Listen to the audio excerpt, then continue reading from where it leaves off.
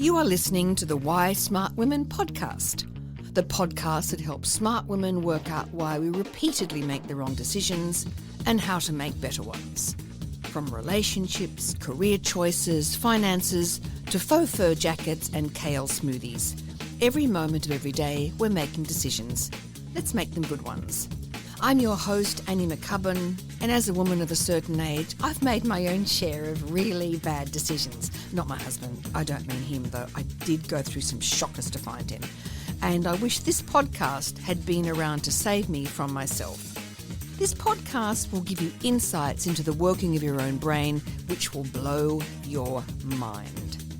I acknowledge the traditional owners of the land on which I'm recording, and you are listening on this day. Always was, always will be, Aboriginal land.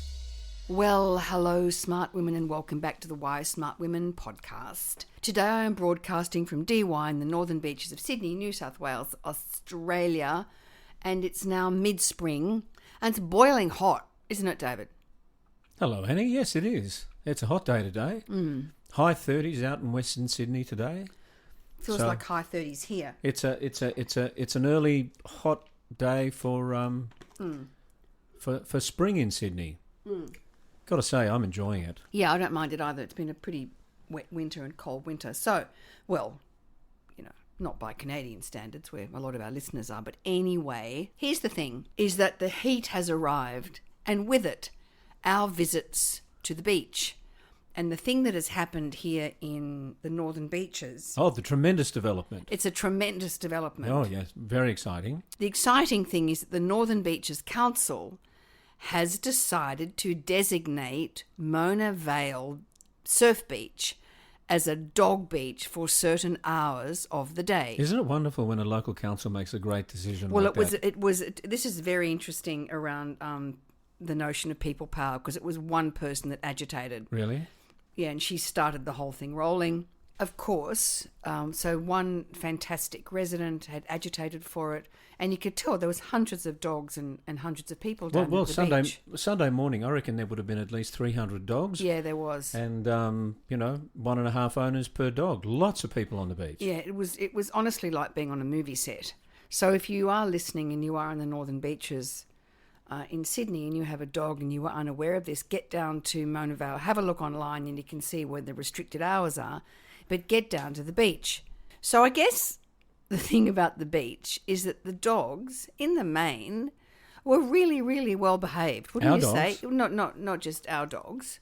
Oh, all the dogs. Generically. Yeah, no trouble from the dogs. The dogs were just being dogs. The dogs were being dogs, and the dogs were joyous and bounding and in the surf and having the most awesome time, getting dumped and coming up out of the waves, and it was just wonderful. And I would say predominantly the people as well, if you zoom back from, if you look back, if you had a high angle on the whole thing, were also pretty well behaved. What would you say? Oh, yeah. I mean, well behaved. I mean, there were no fights, there were no arguments, there were no... No, yeah, we were all well behaved.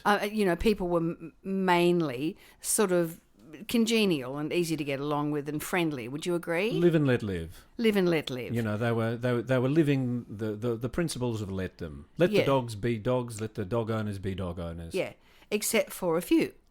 Except for a few, and I wonder what they're thinking, that they've come to a dog park, which also is a beach, and yet they want dogs to behave like...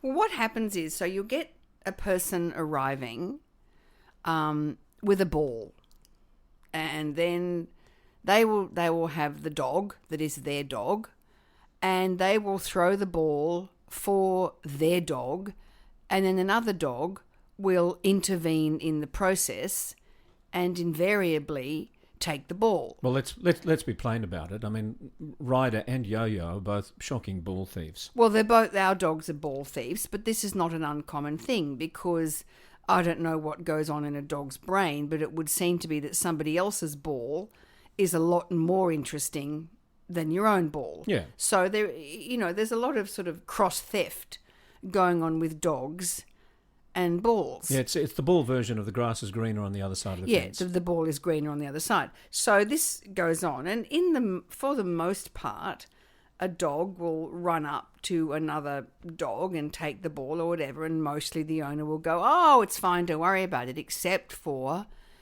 a select few people. And you're not very happy with those people, are you? I just don't get it. Well, I mean, I sort of do get it if I look at it from a sort of interesting behavioural point of view.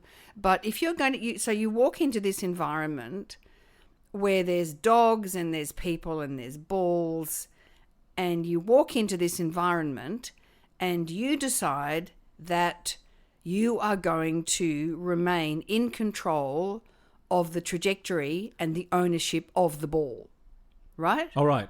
This is what happens to the owner. Oh, yes. They walk into this environment. They get hyper-controlling around their and ball. they get hyper-controlling around the ball. We paid $15 for that ball. You know, do not take Fluffy's ball away from her. Don't take Fluffy's ball away. Yeah. And then what they do is, so one of our dogs, or one of the many other myriad dogs, runs in, grabs the ball, and runs away with the ball. Well, parading it. Parading the look ball. What I because found. there's ownership. There's dog pride in ownership, right? Yeah, Dogs yeah. are awesome. And then they stand there, String-lipped. very string-lipped. So for those of you who aren't Australian, string-lipped is a very Australian term. Is and it? String-lipped? I reckon. Okay, all right. String-lipped. And it just means somebody who has drawn their mouth into David's doing it now, into two thin lines to express displeasure at what has just transpired. Oh, not just displeasure, it's disapproval. It's disapproval. So what happens is they stand there. Generally, they cross their arms and they stand there with their lips sort of in these two thin lines. Pursed. I think they're more thin lines than pursed. Okay, fine. Pursed is different. This is your story. Well, it's our story, Okay. darling. It's our story. All It's right. our dog's story. All right. Anyway, so then what happens is either David or I or some other dog owner goes to their own dog and attempts to extricate, the disgusting, slobbery, gummy Yep. ball that's been chewed and is now covered in sand. Yo, excuse me, I'm telling the story. And then walks back towards the owner, and there's the walk of trepidation. So generally, as you walk towards another owner, you're waiting for their face to break into a smile, right? Yeah, that kind of, yes, Yeah, we're all dog owners together. Oh, yeah. Yes. Yeah, it's all good. But then what Thank happens? you for bringing Fluffy's ball back. Yeah, thank you for that. And no, don't worry about it. I don't know, it's a dog park. That's anyway. As you walk towards the string-lipped person, it is the walk of trepidation. And then you get to about a metre in front of them, and you say, so sorry about Ryder's behaviour, but he really likes other people's balls. And instead of smiling at you, they then put their hand out and say something like, we just really like to just we just really like to be able to throw the ball for. All right, yeah, okay. Yeah, that is our dog's ball. Yeah, that's it. Yeah, that is our dog's ball. So you say that, and then I'd go, That is our dog's ball. I'm so sorry, just that Ryder has a preference for other people's balls. It's quite an expensive ball, this one, too. Oh, okay. Well, sorry about that. And then they say nothing. And then you walk away, and the moment, in my opinion, has been a little bit ruined. Yeah. Why does it bother you that much? I mean, it's a shame that your lovely morning at the beach has been ruined. No, well, that's not true. It hasn't been ruined. It hasn't been ruined. Just that moment, I'm like, because I want to go, what is wrong with you? Why would you come to a public dog beach and then behave like you're in your own backyard? If you want to just be on your own and have some sort of sovereignty over the ball, then just stay in your own backyard. Then you won't have to put up with other dogs. So then it gets me thinking about the notion of over-control. Yeah. And if you're over-controlled in that environment, are you also over-controlled and controlling in other environments? Right. And what drives that? And how helpful is it? And how much joy does that actually shut down? Well, if the conversation is about being controlling in general, sometimes people will feel that they need to be in control if they are actually responsible for the well-being of the person in their charge or the dog in their charge. So You know, I know that I sometimes get a bit over-controlling with the dogs because I want them to behave. You know, I make Ryder go on the lead when he could probably be Yeah, you're off more lead. likely to do that. Yeah. You're more likely to go, the dog isn't behaving well. Yes. Whereas I'm more likely to go, look, it's a frigging public dog park and they're dogs. If he's not behaving perfectly, oh well, as long as he's not being vicious. Yep. As long as he doesn't bite anybody, bite a child, Yeah. leap up on a person who's maybe physically couldn't manage that. That would be bad. If that happened, then that would be different. But sort of rambunctious, doggy, stealing behaviour doesn't worry me, but it worries you more. Well, it no, I feel probably a greater sense of responsibility for the experience of the other people on the beach. So Why? if Ryder does take the ball, or if he's being too rambunctious, yeah, I will put him on the lead. Because I think, you know, it's polite, isn't it? You know, we're in a shared space and, I mean, they have come in, possibly, you know, you could argue that they've got a heightened sense of entitlement. Who? The dog owner who The is string-lipped, string-lipped, the string-lipped dog But owner. why should we then... It's an interesting question. Why should we then actually, give allowances for that sense of entitlement? Because what they're trying to do is micromanage the environment. Yeah. And you disapprove of their micromanagement in that situation. They're probably, you know, it could be that they're a bit sensitive, you know, or it could be that they're a little bit frightened, you know, frightened of other dogs, or Then don't come to a big public dog experience.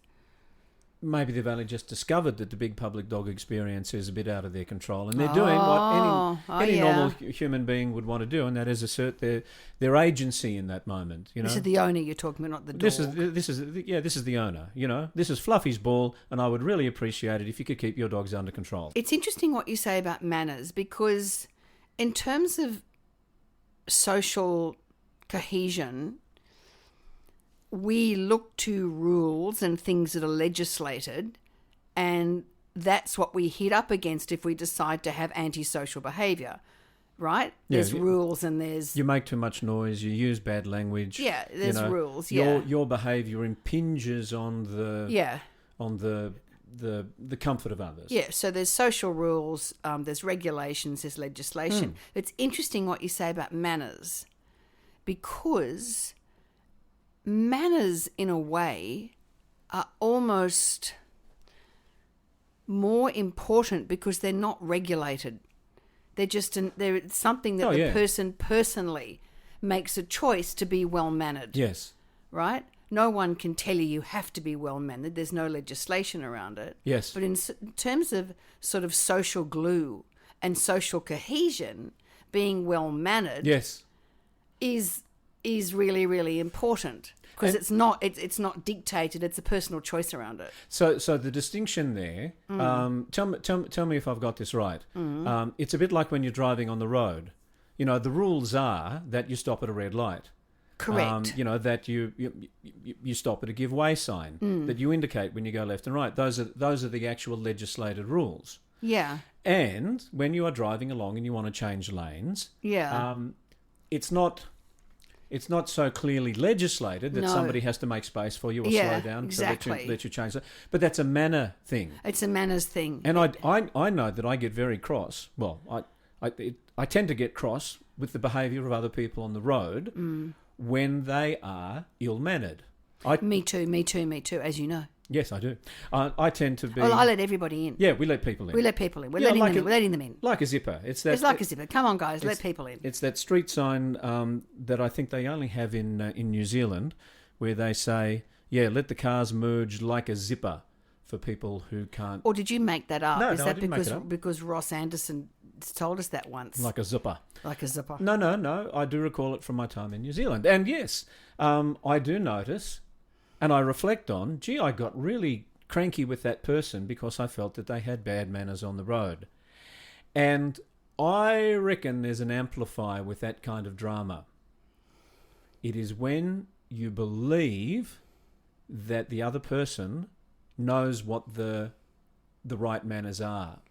And so you kind of amplify it and you go, okay, not only did they not let me in, Yeah. not only did they cut me off and steal that car space, Yeah. but they knew that they shouldn't have done it.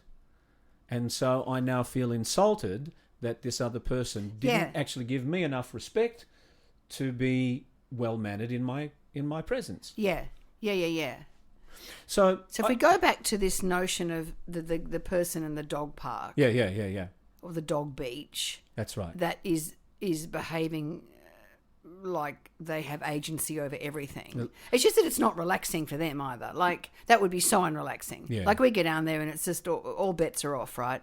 Everyone's just helping everybody. Yeah. Like, someone picked up one of Ryder's poos because I didn't know he'd done it. And that was very nice. That was very chivalrous. Well, he had a groodle. Oh, right. And I didn't see it happen. And he said, someone thought it was my groodle. It was actually your groodle, so I picked it up. And he was so nice about it, and that's lovely. And that sort of social generosity and social flexibility and fluidity is what makes things fun and awesome. Exactly. I had a situation yesterday when I'd let Ryder off the lead. And Where? We're in a very large dog park down by DY Lagoon. Oh, yeah. And Ryder, bounded over towards another bloke, quite a big bloke, who had his own dog. Yeah. And for the very, very first time, Ryder didn't actually pull up before he clattered into this bloke. Yeah. And that's actually a bad thing that he did there, because he could have absolutely wiped out a small child or an octogenarian grandma. Yeah. But this guy was big. And I sort of rushed over and apologised profusely and, complimented him on his large frame and all of that kind of stuff. Probably overdid it a bit. I probably didn't you? did overdo it a bit. You probably overdid it. Because I think you use too many words when it's unnecessary. Yeah, well, you could just go sorry about the dog and move on. Yeah. You don't have to turn it into a mini series of apology and compliments. Well, I thought that would be more fun. That's your way. That's your way. But he was terrific. He said, "Oh yeah, no problem." He was lovely. No problem. Yes, and indeed. that's what you want. Right? That's what we want from other people, because occasionally, either ourselves or either our animals or ourselves, when we are less than our best, we occasionally intrude into other people's quiet and happy existences. And what do you do about that? Do you get really uptight and outraged when people don't behave well around you? Or do you just let it go through to the keeper? Well, as we know, the most ridiculous, impulse that we have is getting up in the morning and going about our business and being surprised when people don't behave well. Right? It's ridiculous. Yeah. Because when have you ever gone through a day and everybody has been awesome? It just doesn't happen, right? Oh, I've had a couple of nice days with Harry, I don't mean Harrison. Harrison tends to be, fabulous all the time. Yeah, Harrison is. We're not talking about Harry. I'm talking about as you go through your day. Oh, when you bump into like randoms. There's randoms. There'll be somebody that doesn't let you into a lane or pushes in front of you or is rude or says something inappropriate to you or something, right? Some people throw around statistics that say that 90% of the people in the world are fundamentally decent, and it's only 10% of bastards that you have to watch out for. Are you familiar with that one? I think most people are decent. Most people are decent. Why we wouldn't be functioning? That's right. Society would not. If we were just anarchic and 1,000% and terrible and all out for ourselves, and we wouldn't be functioning. There'd just be anarchy and death. Yes. So I mean, back to this notion of being over controlling, which means trying to control someone or something excessively. Mm-hmm. Which can manifest as micromanaging, manipulation, or a constant need for a specific outcome. Okay. Now. So is this you when you're talking about how I put my clothes in the cupboard? How do we get onto that? We're not talking about your untidiness and my need for control around that. Aren't we? No. Just read that. Well, give me that definition again. No, I'm not going to. Give me that definition do again. not go into your messiness. It is well documented. Well, you call it messiness, I know, but it's just it's around having things available and within sight. Because as you're saying, when people are over controlling, it's not such a pleasant experience for them. So maybe you could have a more pleasant experience. And just live in absolute chaos and mess. No, how would Harrison and I operate? It's not absolute chaos. How would Harrison and I operate if we had to record the podcast being surrounded by half of your wardrobe on the floor? How would you cope? Yes. Well, Annie, that is up to you. Thank you for all right? that. Thank you for that. I can't tell you that you have to be developing psychological flexibility. Okay. But if you're able to exercise it at that moment, then it would probably be less upsetting and destabilising for you. Anyway, enough about me and you and your messiness and my need for some order in my life. And let's go. No, okay. no, Okay, go on. we're not going back to that. Okay, no. Or I'll send a picture next time you're left to your own devices. Okay. And I'll post it on the podcast. I'll forget about the messiness. I will forget about the messiness. But as we proceed, I must confess to you, I'm thinking about the way that you like to control what I eat. You know, like the food that I consume in my body. You talk to me about the fact you would like to be thinner. Sorry? Yes, you say, oh... Just a minute. That's a bit personal, Annie. You say to me... I didn't give you permission to disclose that, that... I wish I was 10 kilos lighter, you say. And that's right. And I realise that I'm actually trying to over-control in that situation, and I should just let my body take the shape that it's headed towards. So what the actual is wrong with you? What you just want to descend into some cholesterol ridden, high blood pressured future. What makes you think that is my destiny? Why are you worried about the 10 kilos? Sorry, why? Why do you mention it? Well, I know why that do you say I'd move more gracefully without it. You'd go back to your dancing career. It'd be less pressure on my knees. Yes. Yeah, you've said all this. You said, I wish I was thinner. Yeah, well, yes. So this is a result of that. Well, that's at certain times, Have I said, gee, I wish I had Annie looking at everything that I eat and commenting on it? All right, I won't anymore. Okay. Knock yourself out. Are you Eat kidding? a block of cheese. Just don't ever... Hang on a second. Hang on. Don't say to me ever again, gee, I wish I was thinner. Okay, I'm happy to make that exchange. Don't ever mention your weight to me again. Okay. Or High your five. knees. That's it. Like... Yeah. Let's try again. Right. There it is. Okay, so you don't talk about the fact that your knees are bad because you've got extra kilos and that you can't fit into your pants. I've never complained about not being able to fit into my pants. It's not that bad.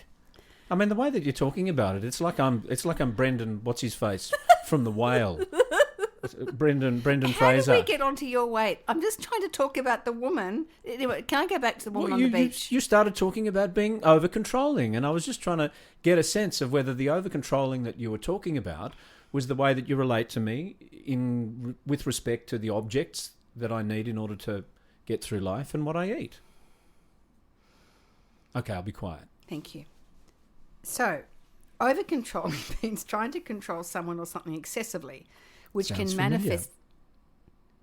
Familiar. Would you like this to be your No, your podcast? No, Is that what you'd like? Well, I just heard the word. Give it a shot. Go on. We've already mentioned that. I'm not going back over it again. I heard the term control something excessively. Which can manifest as micromanaging. I'm going to ask you to leave the podcast. I'm just going to talk about it myself any minute. Micromanaging, manipulation, or a constant need for a specific outcome. So if we go back to the beach, which is what I was talking about. Other people now. Yeah. You know that married men live longer because of their wives, right? Yeah. Yeah. It's surprising, but you've told me that many times. Where's your source for that? Who did the study? I'm going to. Can you actually quote the evidence?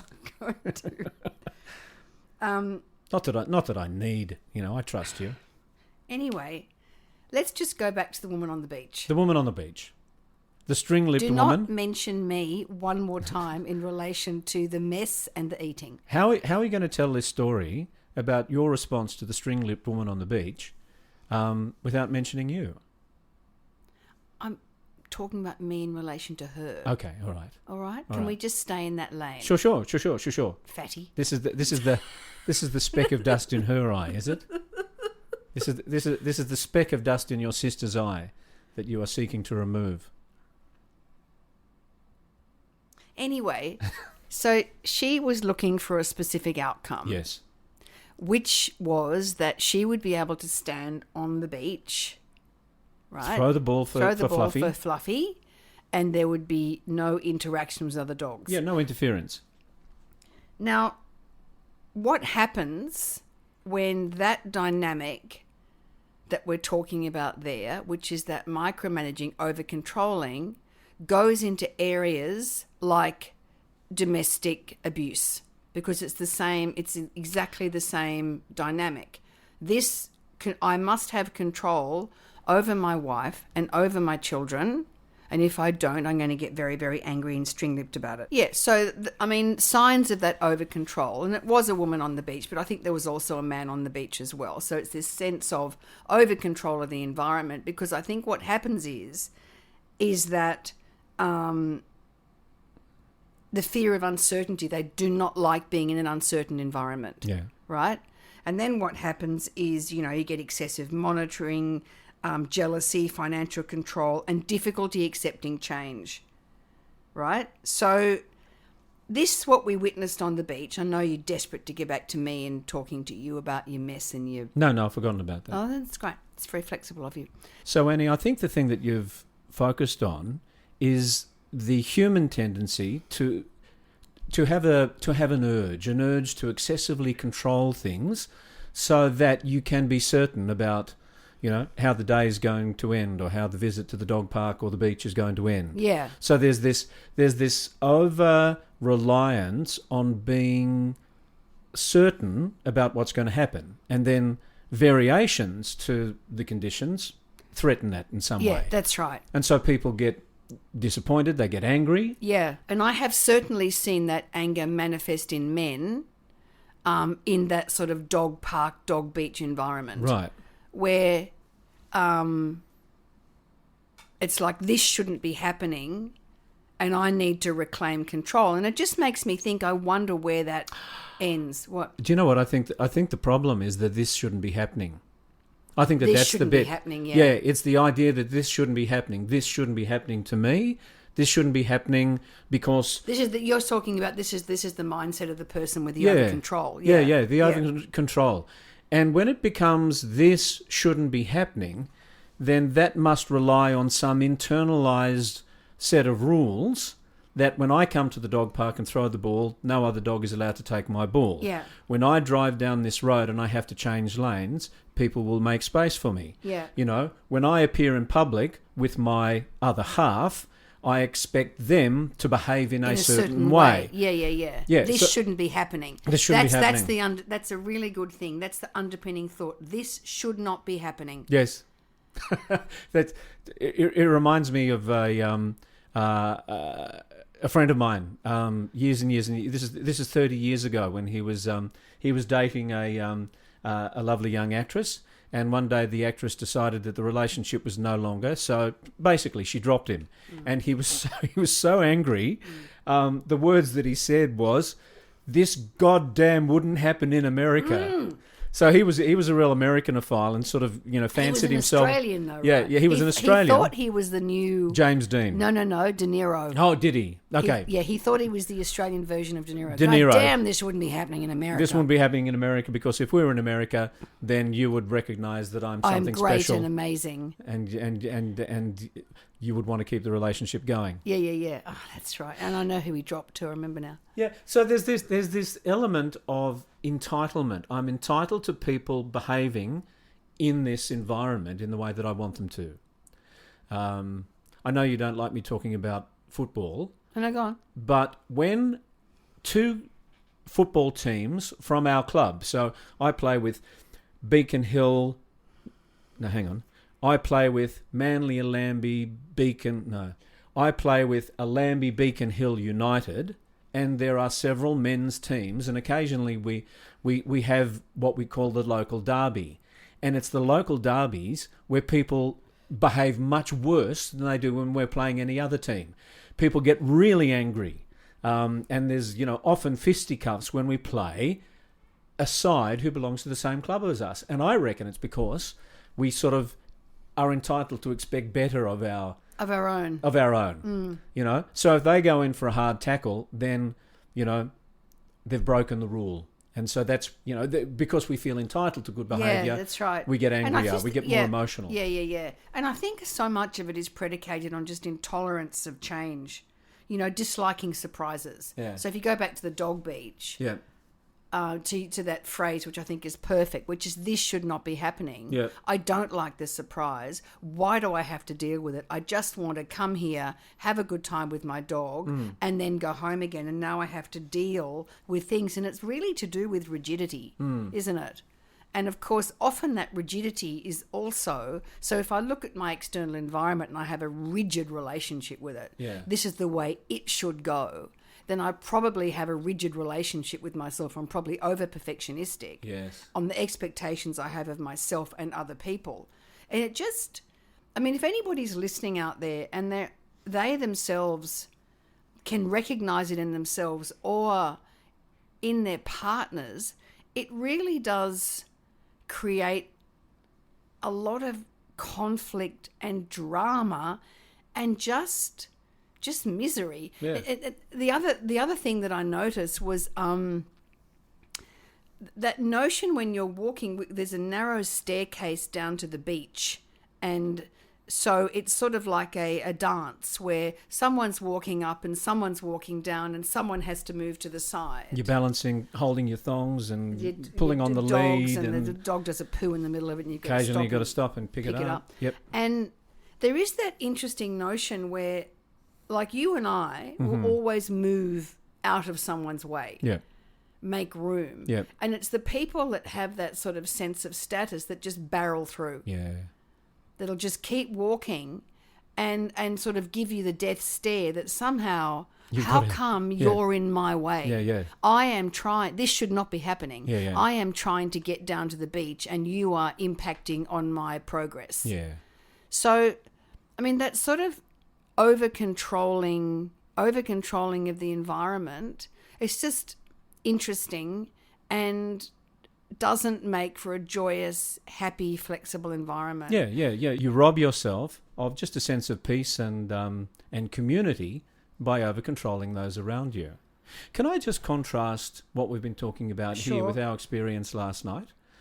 Last night, Annie and I sort of wandered down towards the beach. Awesome. And we'd taken different beach. We'd taken a bit of a picnic dinner, and as we were walking through the various parks and areas on the way there were so many people who were out with their families and friends having parties. And I remember there was one group of Chinese women who were in a circle and they were dancing, dancing to the left, dancing to the right, clapping, turning around, laughing. Having a lovely time. They were having a terrific time. There was a group of young Brazilians. You could tell that they were Brazilians because they were kicking a football. They were standing in a circle and basically, kicking and heading and kneeing the football up around. Yeah. In the sort of the late afternoon slanting sunlight. There were people that had put up gazebos, having barbecues. Oh, it was awesome. And I would say that most of the people who were taking advantage of that evening were people who were clearly from non-English speaking backgrounds. Yeah. So DY where we live is very multicultural. That's right. We like it. Lots of Indian families. I know it's Diwali at the moment. There are lots of Arabic families. There are women who are sort of head to toe while they're swimming with their children in the surf. And I took a photo the other day at the beach. Remember? Yeah. There was a guy standing on the beach, and then the rest of they were in the is it the hijab, the full Yep. And they were in the water standing and. He was taking a photo and I stopped and he got in and there were four of them. That's right. You took the photograph of them. Yeah, and they were so lovely and so grateful. Yeah. Sometimes one of these groups will play music. So the Chinese ladies were dancing to music. Yeah, it's great. Sometimes the Arabic folk will, get their music up and they will dance to that. Now, I can perceive that some of the people in that environment feel they should be entitled to a complete white bread, no cultural intrusion, no noise. Some people that live in our environment. In the environment. Yeah.